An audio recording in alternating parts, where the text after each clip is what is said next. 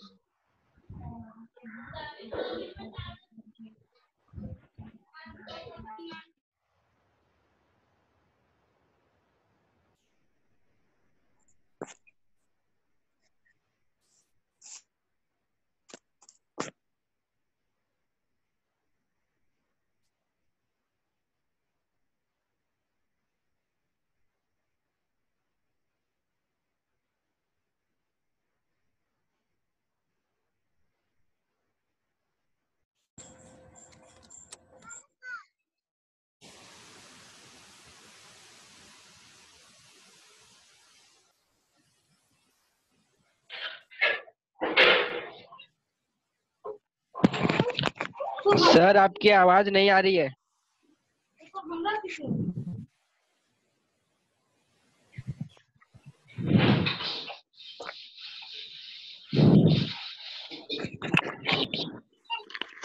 हाँ सर, यही प्रॉब्लम है, आपकी आवाज नहीं आ। हेलो,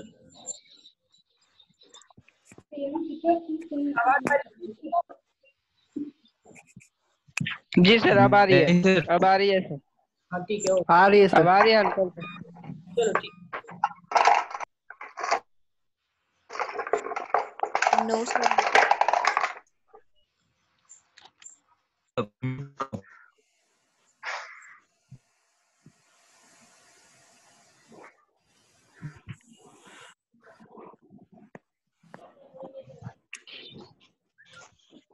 अभी फिर से स्टार्ट करते हैं।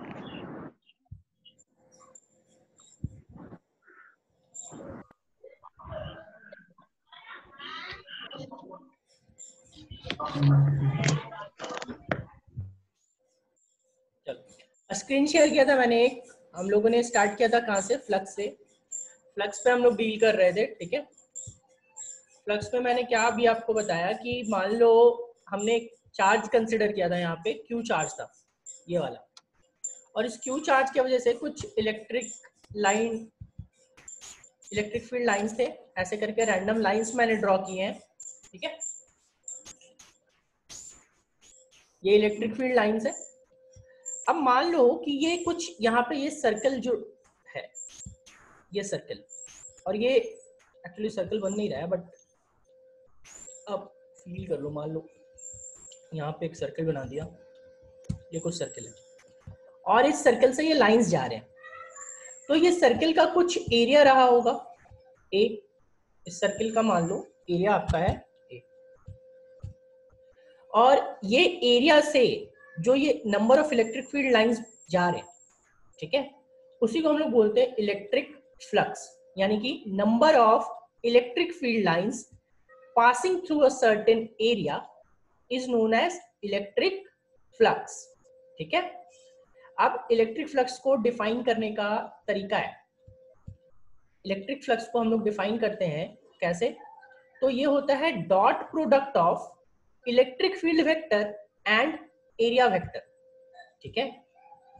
अभी क्या है कि आप जानते हो, अभी तक जो आपने पढ़ा था उसमें आपने ये देखा कि एरिया वेक्टर जो होता है वो एरिया वेक्टर स्केलर होता है, एरिया जो है वो स्केलर होता है, मगर यहाँ पे हम लोग ट्रीट करेंगे एरिया को वेक्टर की तरह। तो वो वेक्टर कैसे होगा वो अब मैं आपको समझाता हूँ। अब मैं इस पे आपको एक नोट शेयर कर रहा हूँ, उसमें आपको समझना है।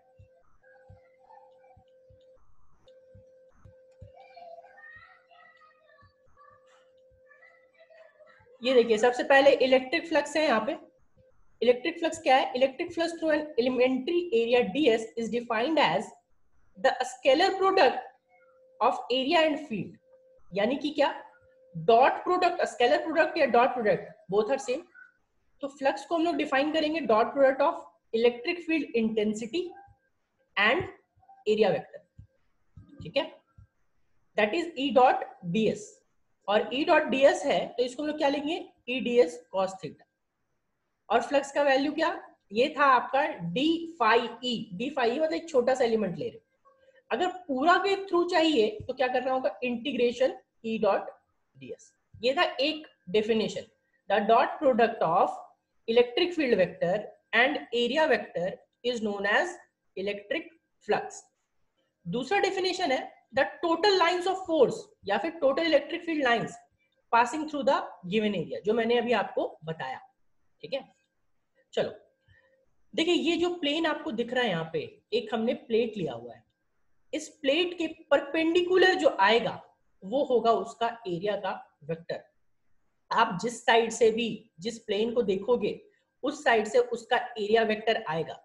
जैसे आप अभी अपने रूम पे हो, तो रूम पे हो तो आप अपना अगर रूफ को देखोगे, अगर आपका रूफ है तो रूफ से एरिया वेक्टर जाएगा डाउनवर्ड्स, उसका एरिया, मान लो आपका रूम को मैं स्क्वायर लेके कंसिडर करके चल रहा हूँ, तो स्क्वायर है और उसका साइड मान लेते हैं ए है, तो रूफ का अगर स्क्वायर है वो साइड ए है तो उसका एरिया हो जाएगा ए स्क्वायर, और उसका जो डायरेक्शन होगा वो होगा टुवर्ड्स डाउनवर्ड्स, क्योंकि आप रूफ को नीचे से देख रहे हो, तो उसका जो एरिया वेक्टर होगा वो होगा ए स्क्वायर, साइड है ए तो एरिया हो जाएगा ए स्क्वायर, और नीचे की ओर जा रहा है यानी कि माइनस जे कैप।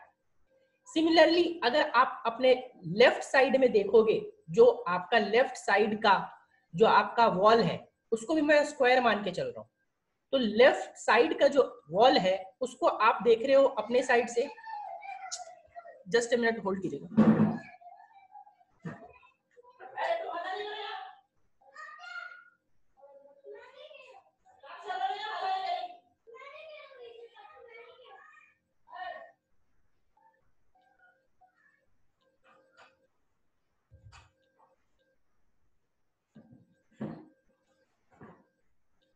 अगर आप अपने लेफ्ट साइड का वॉल को देखोगे और उसको स्क्वायर मान के हम लोग कंसिडर कर रहे हैं, तो स्क्वायर कंसिडर करेंगे उसको, तो वहां पे आप देखोगे तो वो आपका किस साइड उसका एरिया वेक्टर होगा, आपके राइट हैंड के साइड, और आपका राइट हैंड का साइड यानी कि पॉजिटिव एक्स एक्सिस, तो उसको अगर हम लोग एरिया के वेक्टर की तरह ट्रीट करेंगे तो कैसे ट्रीट करेंगे, ए स्क्वायर आई कैप, पॉजिटिव आई कैप, क्यों, क्योंकि वो पॉजिटिव एक्स एक्सिस के तरफ है। अगर आप अपने राइट साइड का वॉल को देखोगे तो राइट साइड का जो वॉल है वो भी हम लोग स्क्वायर ट्रीट कर रहे हैं, तो एरिया उसका हो जाएगा ए स्क्वायर, और उसका डायरेक्शन किधर होगा, आपके लेफ्ट हैंड के साइड, और आपका लेफ्ट हैंड के साइड होगा तो लेफ्ट हैंड के साइड यानी कि कौन सा डायरेक्शन, नेगेटिव एक्स एक्सिस, और नेगेटिव एक्स एक्सिस यानी कि माइनस आई कैप। सेम चीज अगर आप अपना फ्लोर को देखोगे तो उसका एरिया वेक्टर जो होगा, एरिया फिर से हम उसको स्क्वायर लेके चल रहे हैं, तो स्क्वायर लेके चल रहे हैं तो उसका एरिया जो फ्लोर है आपका ग्राउंड फ्लोर जिस पे आप खड़े हो, वो उसका एरिया कितना, ए स्क्वायर, और उसका अगर वेक्टर कंसिडर करोगे तो उसका डायरेक्शन किधर होगा, अपवर्ड्स, अपवर्ड्स यानी कि Y axis, positive Y axis, तो उसका क्या हो जाएगा प्लस जे कैप। तो उसी तरह अब ये जो हम लोगों ने यहाँ पे ट्रीट करके रखा है, ये जो हमारा क्या है, एक फ्लैट फ्लोर मान लेते हैं, तो इसका एरिया वेक्टर किधर होगा, इसके परपेंडिकुलर यानी कि अपवर्ड्स, और उसको हम लोग क्या ट्रीट कर रहे हैं, डीएस, राइट। इलेक्ट्रिक फील्ड का डायरेक्शन हम लोग मान रहे हैं कि किसी एंगल पे थीटा है, किसी एंगल पे ये काम कर रहा है, थीटा पे काम कर रहा है, तो दोनों के बीच का एंगल क्या, थीटा, और दोनों के बीच अब ये डिपेंड करता है कि कैसे कैसे काम करेगा। तो अगर दोनों सेम डायरेक्शन में काम किया तो थीटा की वैल्यू हो जाएगी 0 डिग्री, दोनों एक दूसरे के परपेंडिकुलर हो जाएगा तो थीटा की वैल्यू हो जाएगी 90 डिग्री।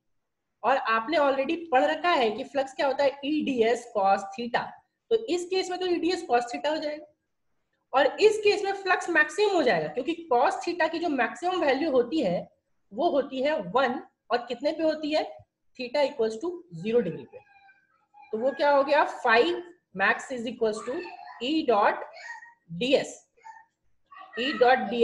यानी कि यहाँ पे आपका cos थीटा की वैल्यू, थीटा की वैल्यू आपने 0 पुट की तो cos थीटा की वैल्यू हो गई 1। इस केस में E ds cos थीटा आएगा, थीटा की वैल्यू है 90 तो cos थीटा की वैल्यू 0 डिग्री, तो मिनिमम फ्लक्स जो है वो 0 हो जाएगा और इस केस में फ्लक्स हो जाएगा मिनिमम, राइट। तो ये था फ्लक्स। फ्लक्स फिर से मैं डिफाइन कर रहा हूं, दो तरीके से डिफाइन करेंगे। एक डिफाइन करेंगे number of electric field lines passing through an area, दूसरा dot product of electric field vector and area vector. तो फ्लक्स के केस में हम लोग एरिया को वेक्टर ट्रीट करेंगे, ऐसे एरिया स्केलर होता है but in this case we will treat area as vector, ठीक है। तो यहाँ पे आपका ये चीज था, और बाकी डिफरेंट डिफरेंट केसेस के लिए हमने यहाँ पे देखा कि फ्लक्स क्या क्या वैल्यू हो सकता है। फिर फ्लक्स का आपको डायमेंशन दिया हुआ है, यूनिट दिया हुआ है, जो आपको याद रखना है, जो ऑब्जेक्टिव्स में, छोटे छोटे ऑब्जेक्टिव्स में पूछे जाते हैं बोर्ड्स में। और यहाँ पे 0 पे वैल्यू कितनी और 90 डिग्री पे वैल्यू कितनी, वो चीजें, ठीक है।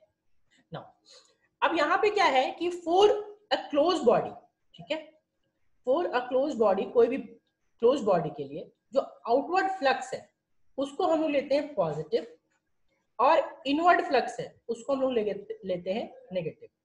अब आउटवर्ड फ्लक्स और इनवर्ड फ्लक्स दोनों का क्या मतलब है? तो आउटवर्ड फ्लक्स का मतलब है कि number of electric field lines coming outside of the body, and मतलब कि जितने number of electric field lines body से बाहर निकल रहे हैं, इसमें देखो बॉडी से ये लाइंस जो है बाहर निकल रहे हैं, यहाँ पे फ्लक्स जो इसका होगा वो पॉजिटिव होगा। इसमें जब कंसिडर करोगे तो इसमें बॉडी पे देखो, यहाँ एरो तो दिया हुआ नहीं है, मिसिंग है थोड़ा सा, बट यहाँ पे एरोज अंदर होनी चाहिए। तो इस पे क्या है कि बॉडी पे number of electric field lines अंदर जा रहे हैं, तो इसका जो फ्लक्स होगा वो नेगेटिव होगा, राइट। अब इसका जब कंसिडर करोगे तो इससे जितने number of electric field lines enter कर रहे हैं उतना ही इलेक्ट्रिक फील्ड लाइंस बाहर निकल रहा है। तो इसके अगर आप लेफ्ट साइड को, जिसपे अभी मैं रेड कलर का डॉट जो है वो मैं रन कर रहा हूं, इस साइड का अगर आप फ्लक्स देखोगे तो ये क्या होगा, इलेक्ट्रिक फील्ड इनटू एरिया। तो इलेक्ट्रिक फील्ड इनटू एरिया, और दोनों के बीच देखो यहाँ पे वैल्यू कितनी थी, जो थीटा है वो 0 डिग्री है क्योंकि इलेक्ट्रिक फील्ड भी इस साइड है और एरिया वेक्टर भी इस साइड होगा, दोनों के बीच 0, यानी कि क्या हो जाएगा माइनस, यहाँ पे इलेक्ट्रिक फील्ड इस साइड और एरिया वेक्टर इस साइड, तो दोनों के बीच का जो होगा एंगल 180 डिग्री, राइट। मैं फिर से ध्यान दीजिएगा इस पे, ये जो है इसको आप साइड से देखोगे तो इलेक्ट्रिक फील्ड का डायरेक्शन है टुवर्ड्स योर राइट, ठीक है, और एरिया वेक्टर का डायरेक्शन है टुवर्ड्स योर लेफ्ट, तो दोनों के बीच का एंगल 180 डिग्री। और ई डॉट ए होता है, तो ई का तो ई रह गया, एरिया तो ये सर्किल है तो सर्किल का एरिया हो गया पाई आर स्क्वायर, और दोनों के बीच का एंगल यानी कि 180 डिग्री, और cos 180 का वैल्यू होता है -1, तो यहाँ पे फ्लक्स हो गया आपका minus pi R square E. Similarly इस केस के निकालेंगे तो फ्लक्स आएगा प्लस पाई आर स्क्वायर, दोनों को ऐड करेंगे तो नेट फ्लक्स मिलेगा और नेट फ्लक्स विल बी 0।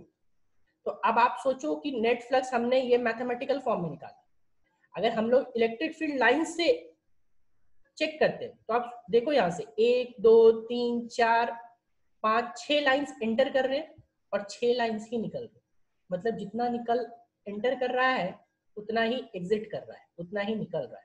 इसलिए number of electric field lines entering is equal to number of electric field lines going outwards. तो इन दिस केस अगर number of electric field line जितने आ रहे हैं उतने ही जा रहे हैं तो फ्लक्स हमेशा 0 होगा, ये चीज ध्यान रखिए, ठीक है। ये था हमारा सारा कहानी फ्लक्स का। ये फ्लक्स के पहले अभी हम लोग फ्लक्स का टॉपिक मैं अभी यहाँ पे बंद कर रहा हूँ, किसी को इतना में कोई डाउट है तो आप पूछो पहले, किसी को भी कोई डाउट है तो आप हैंड रेज कर सकते हो फ्लक्स में। गौरव,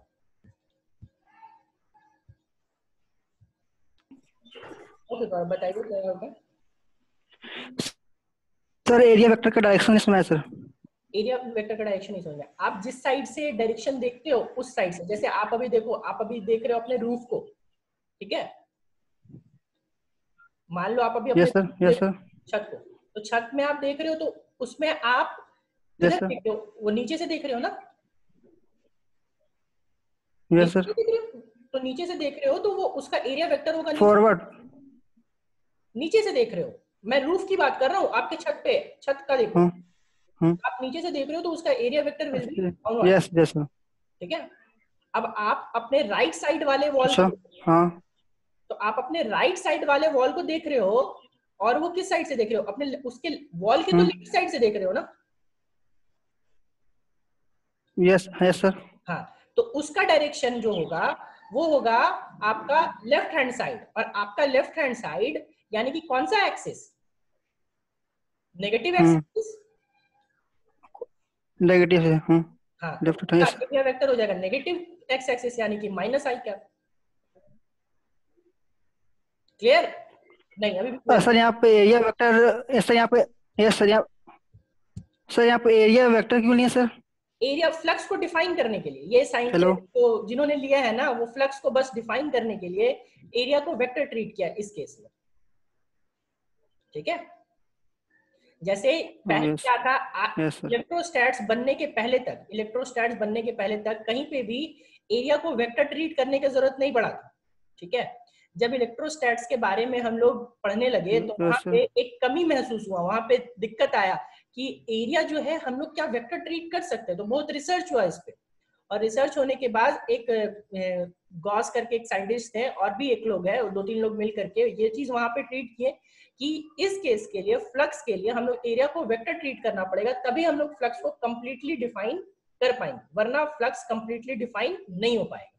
इसीलिए सिर्फ इस केस के लिए, जरूरी नहीं सिर्फ इस केस के लिए, एक और आएगा आगे आएगा मैग्नेटिक फ्लक्स। तो मैग्नेटिक फ्लक्स और इलेक्ट्रिक फ्लक्स को एक्सप्लेन करने के लिए ही हम लोग एरिया को वेक्टर ट्रीट करते हैं। बाकी सारे केसेस में area will be treated as scalar quantity. ठीक है, यस सर। चलो आगे, और कोई doubt? Yes sir.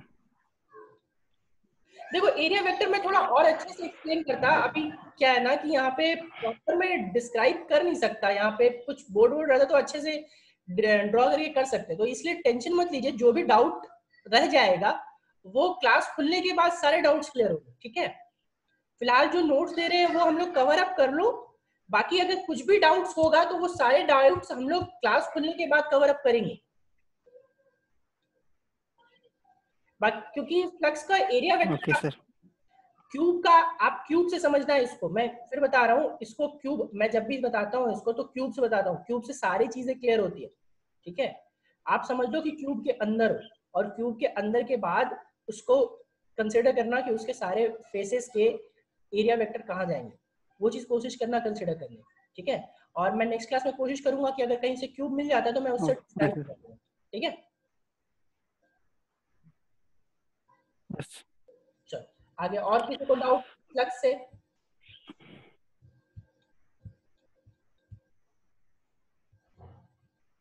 Hand raise कीजिए, जिनको डाउट है वो हैंड रेस कीजिए, फ्लक्स से रिलेटेड कोई भी डाउट है तो। ज्योति फोन पे हैंड रेस करना है, फोन पे, ये इससे, चलो मैं देख लाऊंगा, ओके कोई दिक्कत नहीं।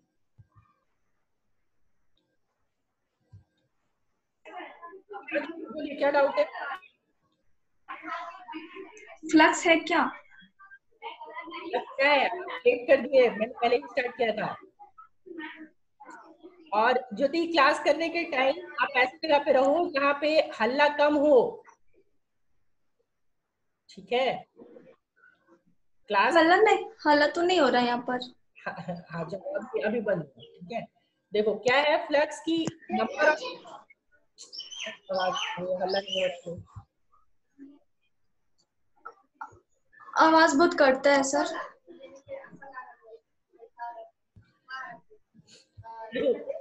फ्लक्स क्या होता है ना कि number of electric field passing through an area, मतलब एक एरिया के थ्रू जो number of electric field lines pass करेंगे उसको हम लोग कहते हैं।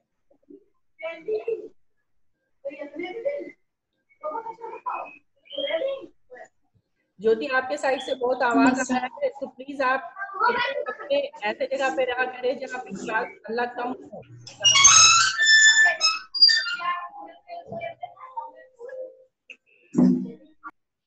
चलिए, किसी और को कोई डाउट है?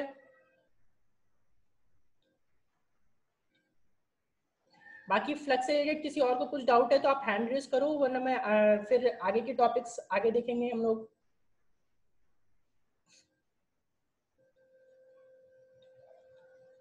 किसी को कोई डाउट नहीं?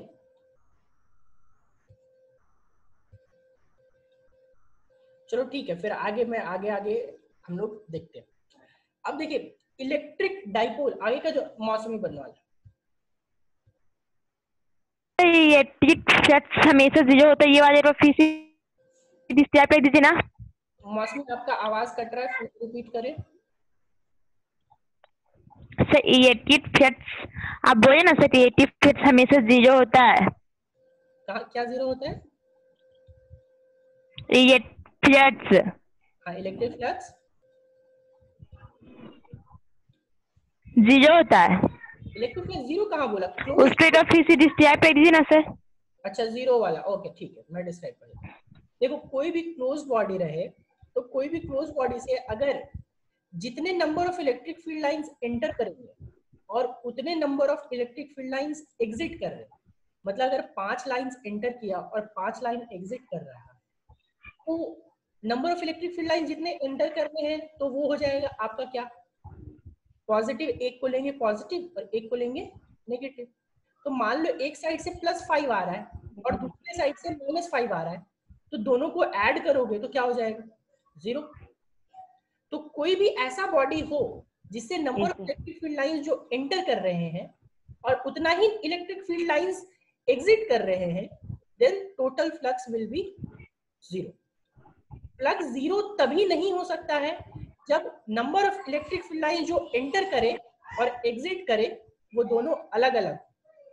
जैसे number of electric field lines 5 unit जा रहा है, ठीक है, 5 जा रहा है और 2 निकल रहा है, ठीक है, तो आंसर विल बी -3। मतलब 5 आपको एक को पॉजिटिव लेना है, दूसरे को नेगेटिव लेना है।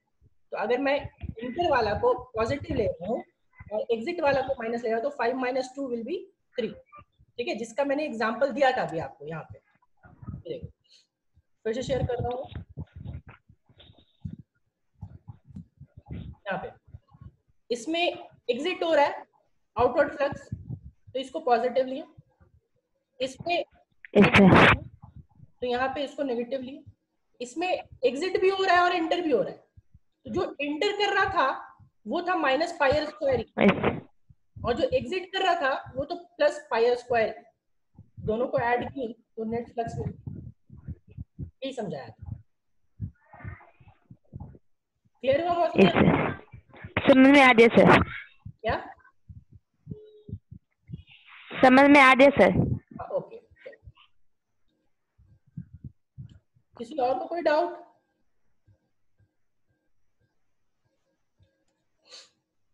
चलो ठीक है, आगे हम लोग डाइपोल पे आते हैं। इलेक्ट्रिक डाइपोल, ठीक है। इलेक्ट्रिक डाइपोल, डाइपोल से आपको समझ में आना चाहिए डाई, डाई का क्या मतलब होता है? 2। तो डाइपोल जब भी आएगा तो डाई का मतलब, डाइपोल का मतलब यहाँ पे 2 देखेंगे तो चार्जेस हमारे 2 आएंगे। तो जैसे ही हम लोग डाइपोल के बारे में डील करेंगे तो 2 चार्जेस रहेंगे, एक होगा पॉजिटिव और दूसरा होगा नेगेटिव, पेयर्स होंगे पॉजिटिव और नेगेटिव। तो जहां पे भी कहीं पे भी अगर 2 चार्जेस एक साथ है, पॉजिटिव और नेगेटिव दोनों, तो उस पूरे सिस्टम को हम लोग पॉजिटिव नेगेटिव दोनों सिस्टम को, एक मिनट,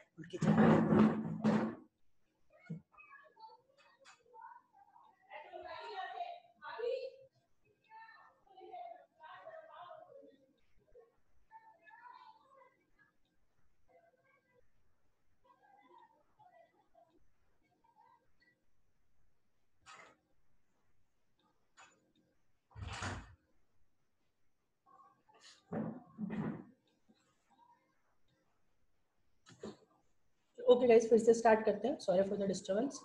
चलो डाइपोल पे मैं था। डाइपोल क्या था कि डाइपोल जब भी हम लोग लेते हैं तो डाइपोल का मतलब 2 चार्जेस लेने हैं। 2 चार्जेस मतलब एक पॉजिटिव और दूसरा नेगेटिव। तो पॉजिटिव और नेगेटिव चार्जेस जब एक साथ होंगे तो उसको हम लोग क्या बोलेंगे? Electric dipole. लेकिन प्रोवाइडेड दैट वहां पे एक चीज दिया हुआ होना चाहिए कि दोनों चार्जेस के बीच कुछ ना कुछ सेपरेशन होगा, पॉजिटिव और नेगेटिव के बीच कुछ ना कुछ सेपरेशन होगा। तो ऐसा कोई भी अरेंजमेंट, कोई भी कॉन्फ़िगरेशन जहां पे हमारा दो चार्जेस हो और दोनों चार्जेस ऑपोजिट हो, यानी एक पॉजिटिव तो दूसरा नेगेटिव, राइट, और पॉजिटिव और नेगेटिव दोनों के बीच कुछ डिस्टेंस हो, तो वैसा हम लोग कॉन्फ़िगरेशन को, वैसा सिस्टम को हम लोग बोलते हैं इलेक्ट्रिक डाइपोल। अब यहाँ पे इलेक्ट्रिक डाइपोल में एक चीज ध्यान रखना है हम लोगों को कि दोनों चार्जेस का जो मैग्नीट्यूड है वो इक्वल होना चाहिए। यानी कि अगर एक साइड +5 कूलम है तो दूसरे साइड -5 कूलम होना चाहिए, ठीक है। अगर एक साइड +5 कूलम है और दूसरे साइड -3 कूलम है तो वो डाइपोल फॉर्म नहीं करेगा, क्योंकि +5 है तो वहां पे -5 होना चाहिए, या फिर -3 है तो अलग से +3 होना चाहिए। ये चीज ध्यान रखना है, तभी डाइपोल फॉर्म होगा, वरना डाइपोल फॉर्म नहीं होगा। अब मैं वापस एक नोट्स आपको शेयर कर रहा हूं, उस पर आगे हम लोग बढ़ते हैं। देखिए, इलेक्ट्रिक डाइपोल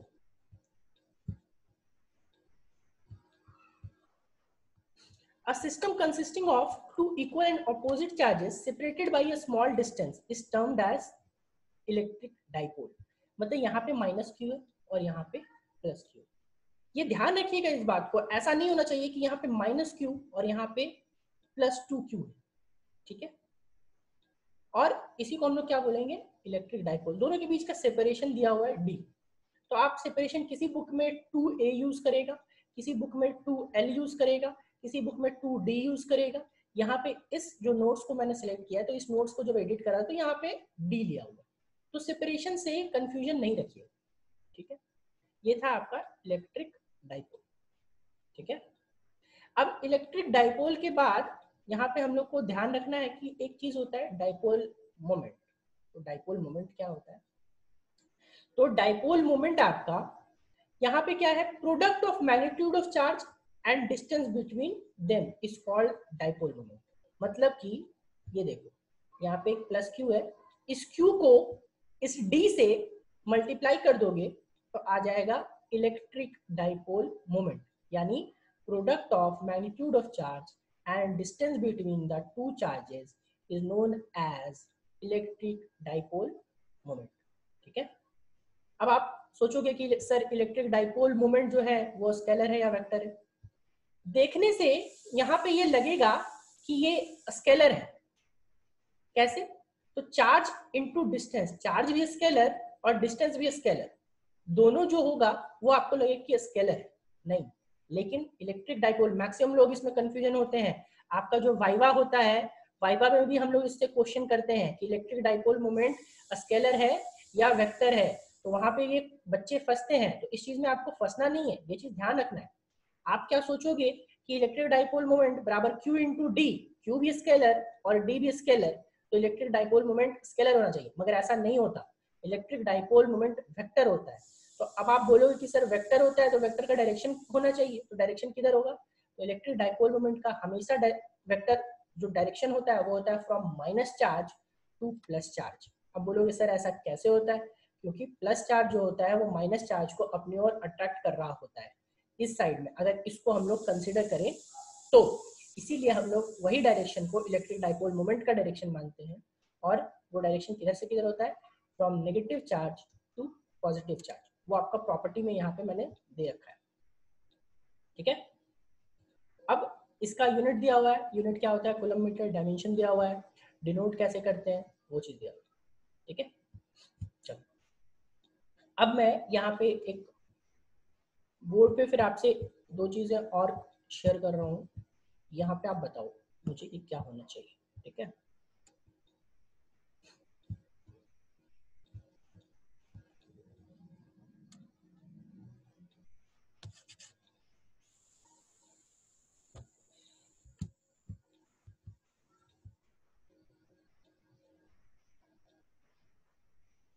देखो यहाँ पे क्या है, एक जगह पे +4 कूलम का चार्ज रखा हुआ है, ठीक है। और ये नीचे में इस साइड में यहाँ पे -2 कूलम का चार्ज रखा हुआ है, ठीक है। और इस जगह पे यहाँ पे -2 कूलम का चार्ज रखा हुआ। अब बताओ कि क्या ये डाइपोल फॉर्म करेगा। चैट में आपको बताना है कि अगर ये डाइपोल फॉर्म करेगा या नहीं करेगा, और अगर आपको डाइपोल फॉर्म करेगा तो कितना डाइपोल फॉर्म करेगा। ठीक है, डाइपोल फॉर्म पहले तो ये जवाब दीजिए सबको कि डाइपोल फॉर्म करेगा या नहीं। No no, Shivnandan no, Bunty no, Vipul no, नहीं करेगा नहीं करेगा, no, okay, no no no no, okay. चलो, JD Harish yes dipole form करेगा। चलो, एक जेडी हरीश का जवाब आया कि यस, ओके। बाकी लोग, चलो मैं अनम्यूट कर रहा हूँ जेडी हरीश को। आप जेडी बताओ जरा सा कि कैसे डाइपोल फॉर्म करेगा।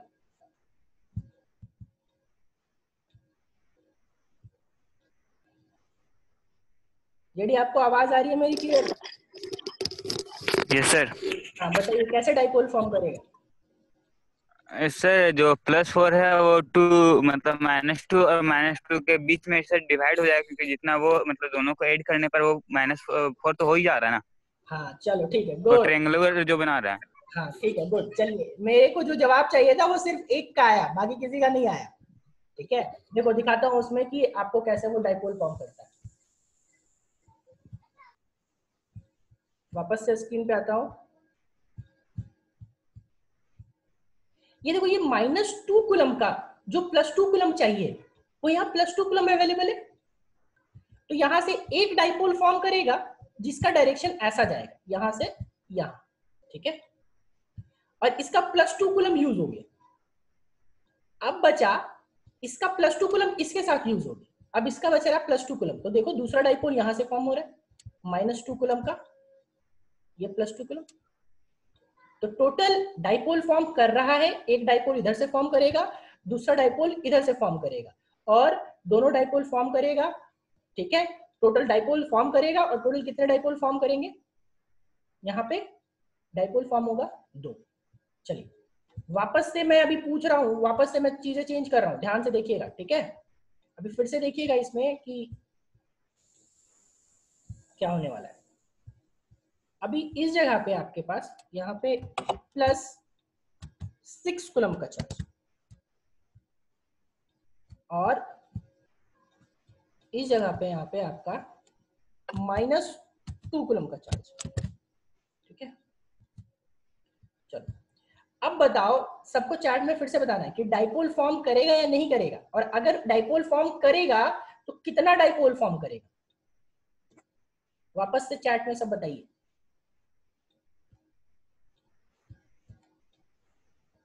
डाइपोल तो फॉर्म करेगा, और कितना, साथ में ये भी बताना है कितना फॉर्म तो करेगा। ये तो सबको समझ में आ जाना चाहिए, कितना फॉर्म करेगा ये भी बताना है।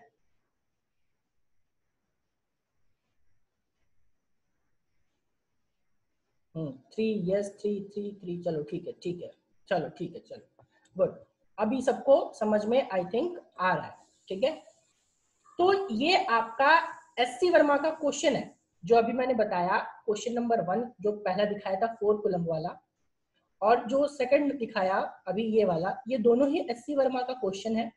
आप एससी वर्मा में ढूंढिएगा और उस दोनों क्वेश्चन को सॉल्व करने का कोशिश कीजिएगा। चलिए मैं इसको वापस से ड्रॉ करके दिखा रहा हूँ कि कैसे आपको यहाँ पे 3 डाइपोल फॉर्म करेगा।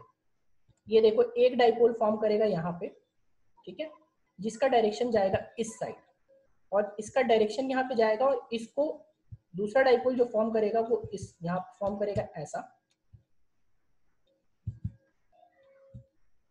ठीक है, और तीसरा जो डाइपोल फॉर्म करेगा वो फॉर्म करेगा ऐसा। ठीक है, यहाँ पे जो आएगा,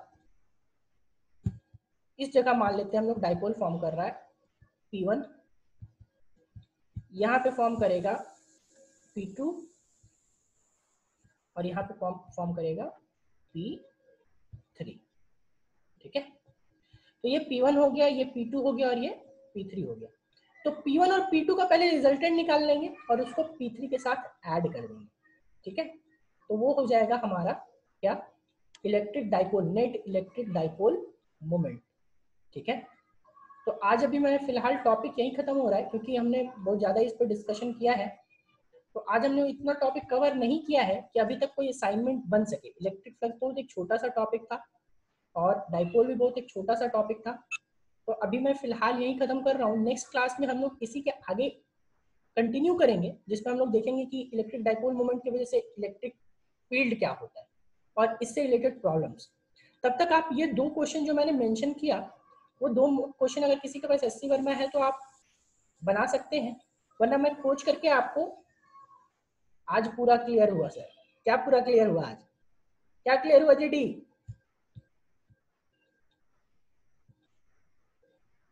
आवाज आ रही है आपको? Yes sir.